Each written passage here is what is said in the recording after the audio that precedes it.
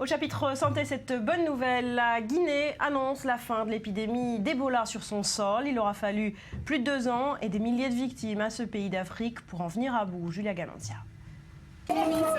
Ce bébé brandi à bout de bras est le symbole d'une victoire. Noubia est née il y a 2 mois infectée par le virus Ebola. Sa mère n'a pas survécu, mais elle est aujourd'hui guérie. Son père la prend dans ses bras pour la première fois. 42 jours se sont écoulés depuis que le nouveau-né et dernier cas confirmé d'Ebola est sorti guéri de l'unité de traitement de la maladie à Nongo, à Conakry. L'épidémie de la maladie à virus Ebola en Guinée est terminée. En clair, aucun cas d'infection connu des autorités médicales n'est plus recensé aujourd'hui, 6 semaines après la guérison de son dernier petit patient. L'épidémie s'était déclarée au sud de la Guinée en décembre 2013, puis rapidement étendue aux pays limitrophes. La Sierra Leone est finalement déclarée exempte de transmission le 7 novembre. Au Libéria, la fin de l'épidémie a été annoncée 2 fois, en mai et en septembre, avant de nouvelles résurgences.